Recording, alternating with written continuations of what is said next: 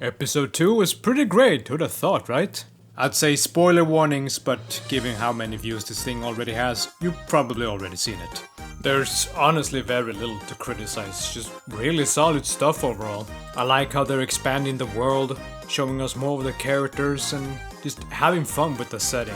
I like the aesthetic on the Candy Cane Kingdom they're going to, and of course, as always, the animation is just stunning. I think the only exception is the liquid, which they're probably doing intentionally a bit sloppy, I should say, because they're still in a video game and they kind of want to remind you of that, so they do intentionally weird shit like having things clip into walls and stuff in the background.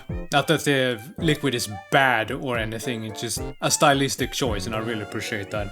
I also like that they're expanding on the setting a bit more, like explaining the world a bit. For example, with Bubble, when he apparently says something bad, and they have it hard censored instead of the usual goofy, should I say, in-game censor of a stupid sound effect and a bar appearing over the person's mouth. So apparently the game can only detect like swear words and not like insensitive stuff, and I really like that. Although my favorite joke in the whole episode was Kinger throwing the anchor. It's like, is that attached to anything? I don't know, let me check. It was great.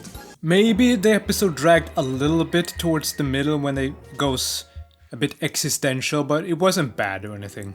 I also like that they go a bit existential and philosophical with the whole video game aspect. Like, we all know it's bullshit that the NPCs aren't really alive and it's just a bunch of zeros and ones on the screen.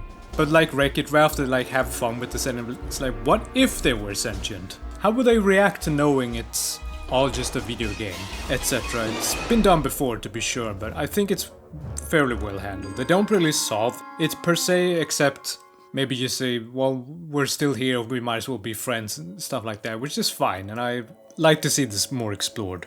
Another thing that might be a bit weird is there's not that much of Kane. But honestly, I think it works in this case, because this one is more about seeing the main cast interact with each other and them getting used to each other. And it's not like we'll never see him again or anything.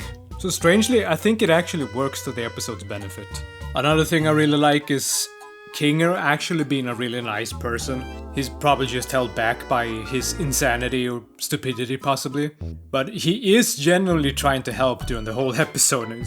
Towards the end, he actually gives some encouraging words, and it's like, alright, I respect this guy. One thing I did not see coming and that I thought was really nice was the funeral they held for Kaufmo.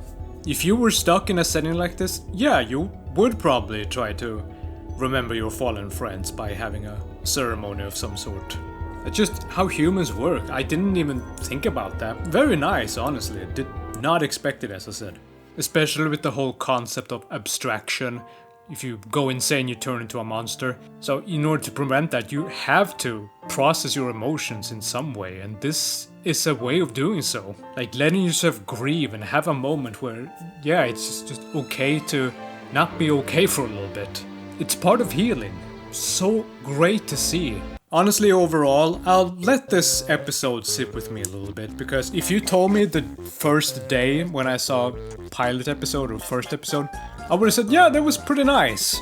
But after rewatching a few times, I was like, wait a minute, this is actually goddamn genius. And I've only watched this one twice, so it'll probably grow on me like the first episode did. Some things you just need to rewatch a few times and let it sit with you to really appreciate it. But as of right now, I think this one is great. Very good follow-up. Did not disappoint, even a little bit.